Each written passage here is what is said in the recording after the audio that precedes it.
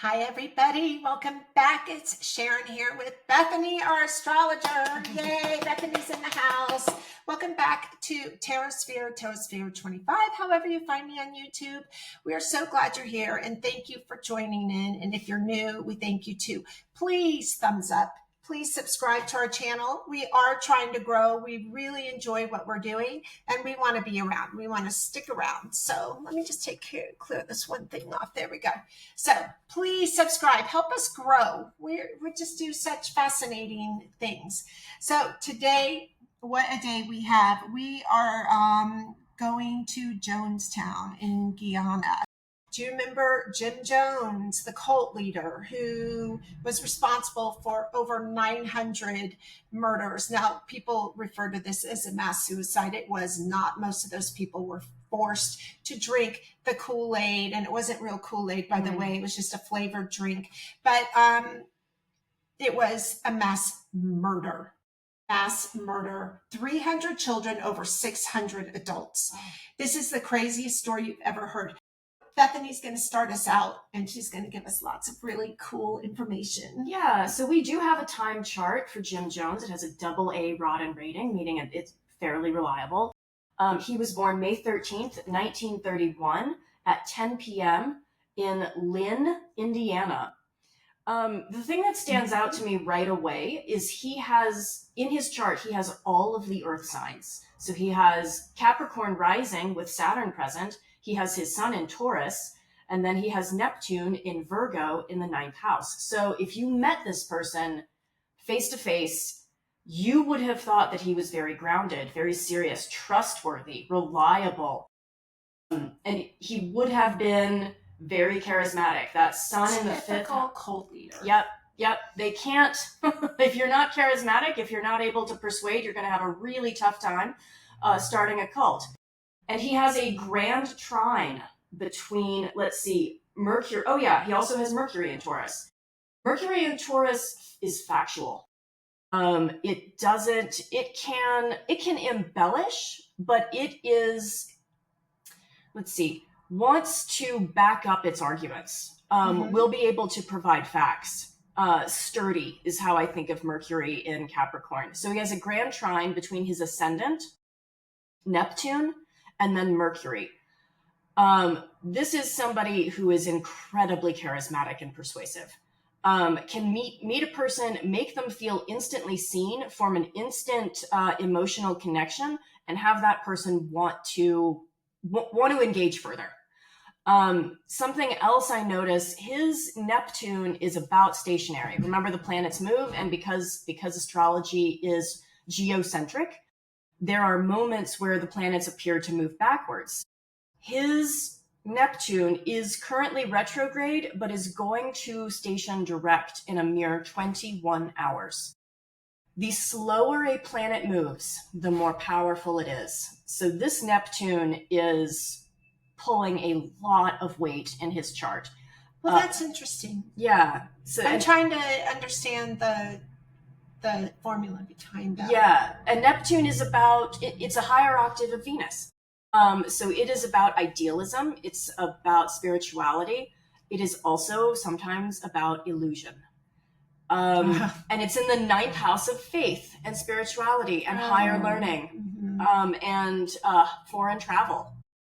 So he has a fascinating chart. Something else that I see, he has a Pluto-Jupiter conjunction in the 7th house in Cancer. He is able to find wealth in partnerships, is how I would translate that. Like, he can find, and that's or true. Take it. Yeah, or take it. Slave labor. Yeah. Same thing. Yeah. When you consider slave labor wealth? Because the way he acquired wealth, you mean, with slave labor? It gets tricky because these people, if you ask them if any of them were here, they would say they gave it willingly. But yeah, there were some false pretenses. There are reasons, and we're going to get into that. Yeah, absolutely. And he also has his moon is in Aries, which is fiery, impulsive. And there are several really excellent documentaries about Jim Jones. In all of them, when they move to Guyana, he transforms. Before that, he's He's very socialist. He is very anti-racist. But when they get to Guyana, he has a personality shift, and he starts doing this thing where I think they have Sunday service every week or maybe every day, and he will call someone from the congregation and like humiliate them Public humiliation. publicly in front of everybody. There may have been, excuse me, some physical violence where he would like slap them or like not, I don't think it was too severe, but it was absolutely uncalled for.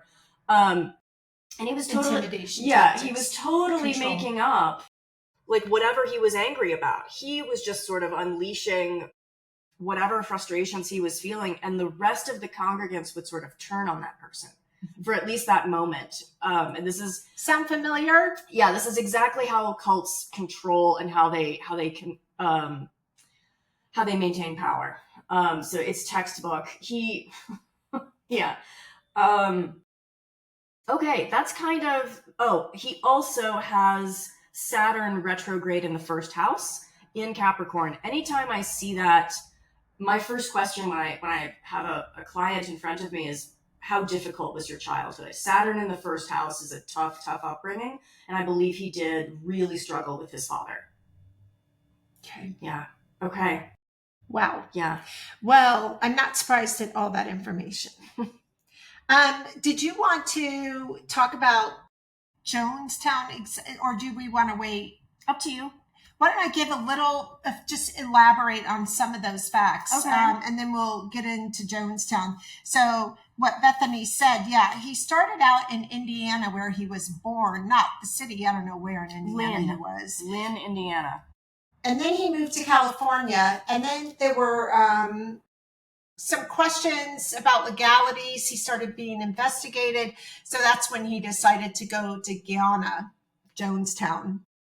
And he took how many? It was hundreds of followers with him. Well, ended up over 900. So I don't know how many went at the beginning, but so that's why they moved to Guyana. And you are absolutely right. He was anti-racist.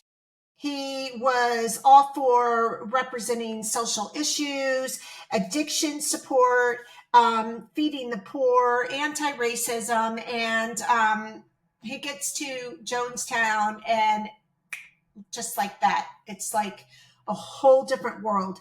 Now, he gets there in the mid-70s, and once they get to Jonestown, we are talking extreme controlled environment. They used sleep deprivation, public punishments, as you were talking about.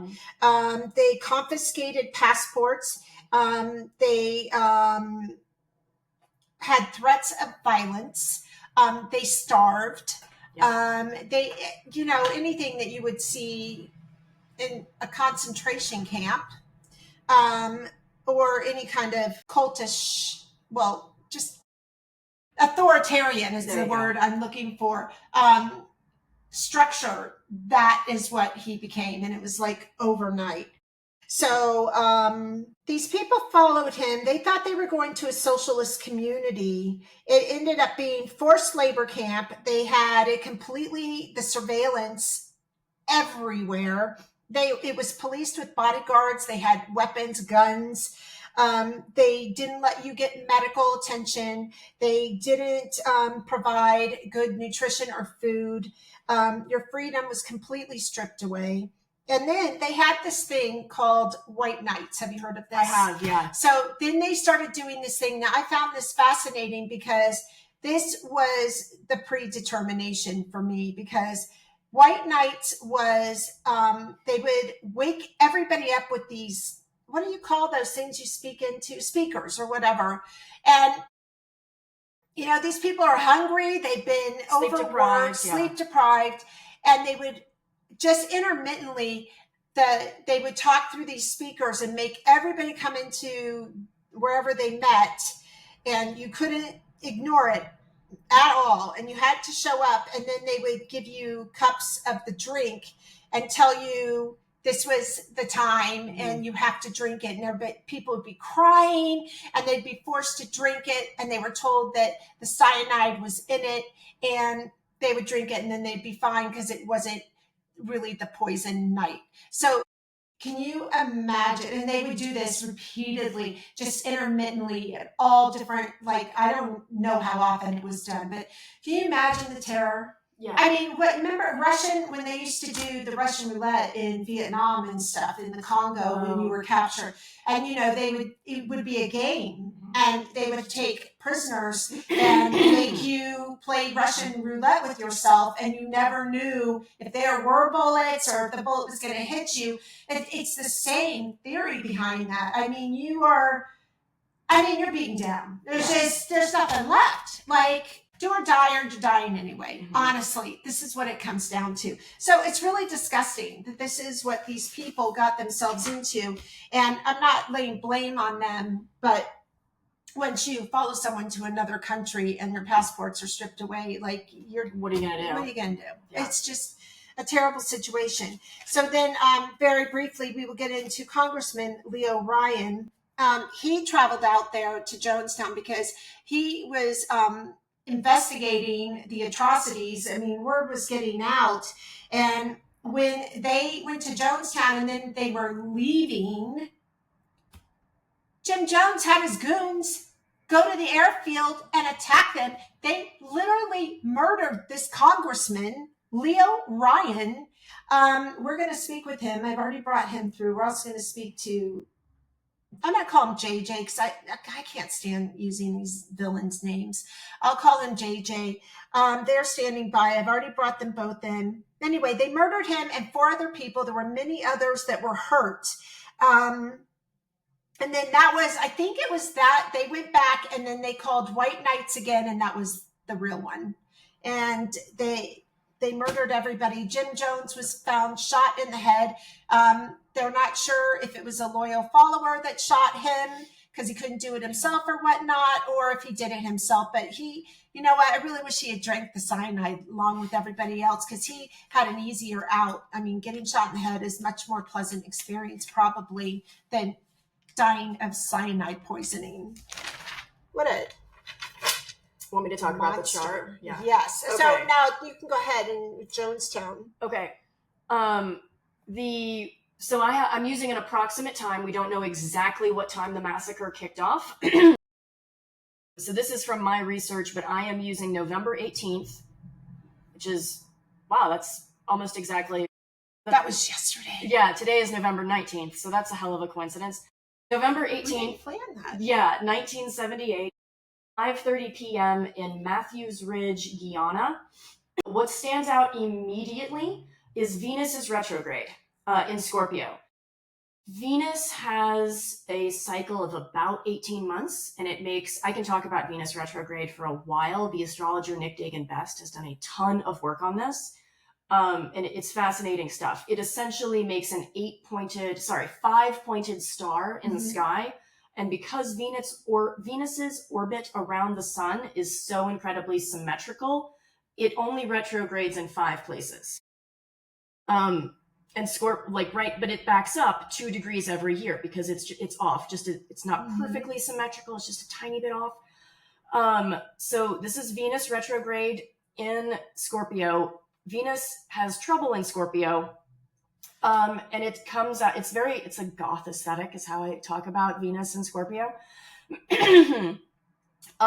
Venus is a little bit more militant when it's retrograde. I think, like, this is the planet of love and beauty and sweetness and collaboration, and let's put aside our differences and work together and create something unified. Now, are we talking about the place? What are we talking about? We're talking about the massacre right now. Oh, the actual massacre. Sorry. Yeah, that's okay. Okay. So Venus in Scorpio retrograde is a little bit more militant. I think Catherine Urban, the way she explains it is really great. She says when Venus is retrograde, the stuff that she can tolerate, like the bullshit that you can normally ignore and put aside, 96% of the time is no longer acceptable. We're not dealing with that. You're going to knock off the shit.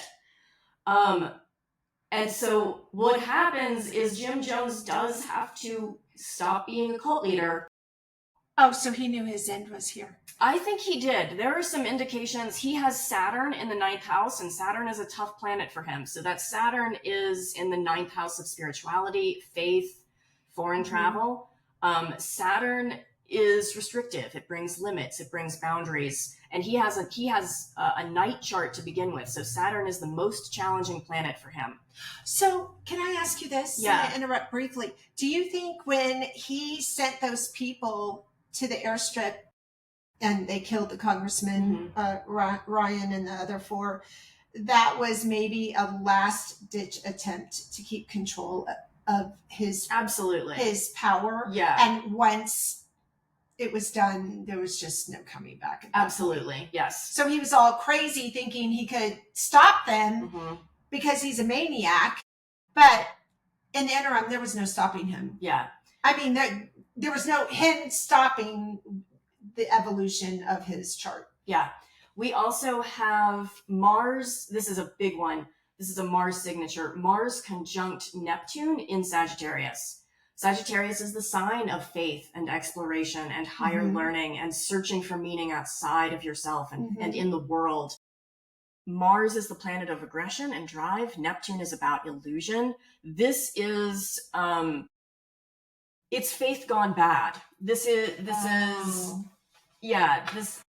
cults tend to have a lot of Mars Neptune signatures in their chart because it's aggressive faith.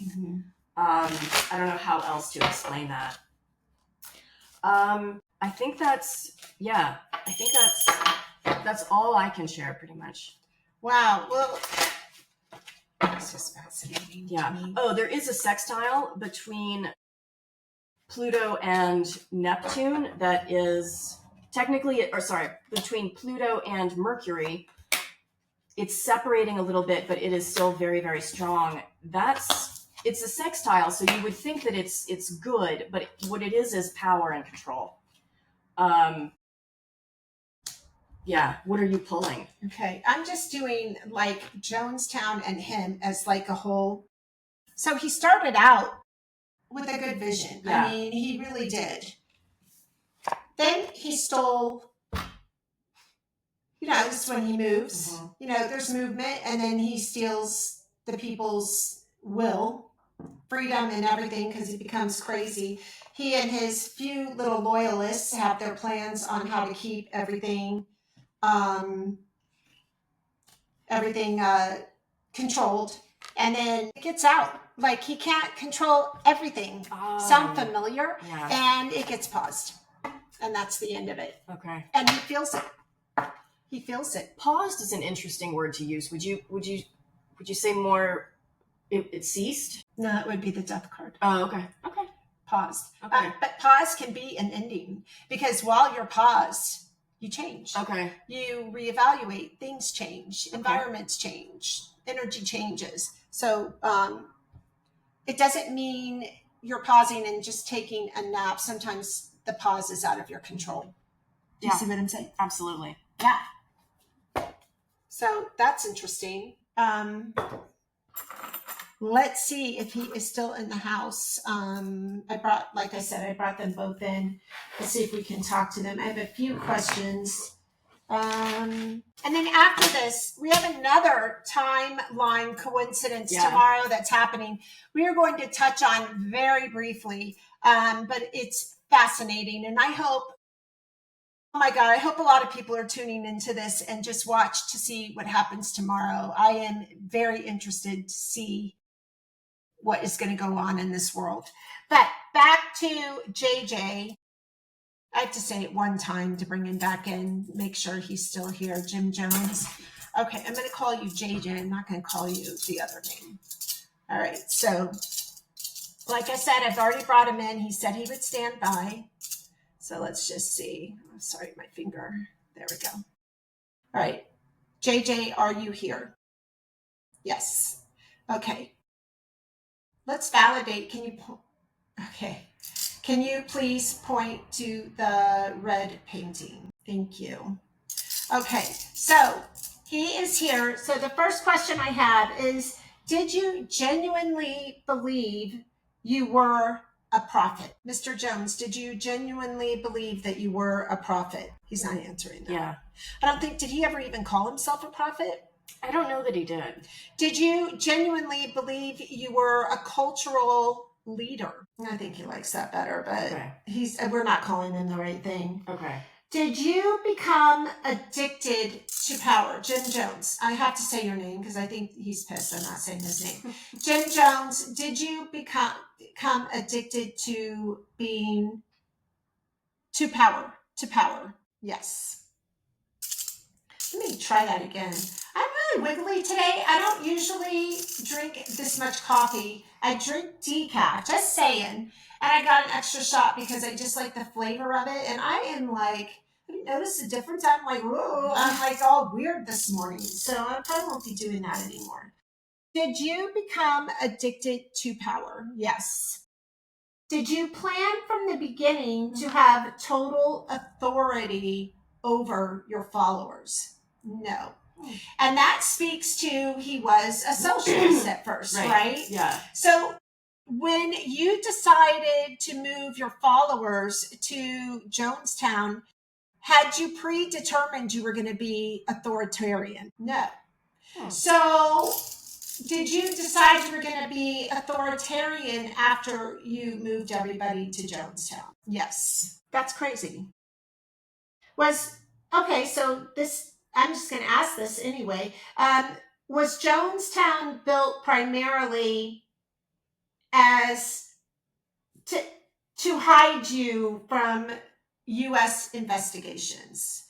Did you mainly move you and your followers there so you weren't investigated by the U.S.? Yes. Did you plan the mass death, the White Night, ahead of the airstrip attack? Was that planned? You're not going to answer. Nope. No. Is that a no? That's a no. Okay. Did you think you were going to kill Congressman Leo Ryan? Were you planning to kill Congressman Leo Ryan? No. Had you or your loyalists in your cult ever killed any of your followers? Yes. Did you shoot yourself? No. Did one of your loyal followers shoot you? Yes. Oh. And did that loyal follower then drink the cyanide? Yes.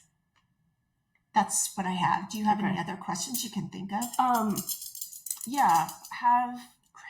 Has there been any karmic retribution for luring approximately 900 people to their deaths? And 300 children. Yeah. With 300 of those children. Yeah. So karmic retribution for luring over 900 people to their death. Do you have any karmic retribution in you for luring these people to their death? Nope, he's not going to answer it. Okay.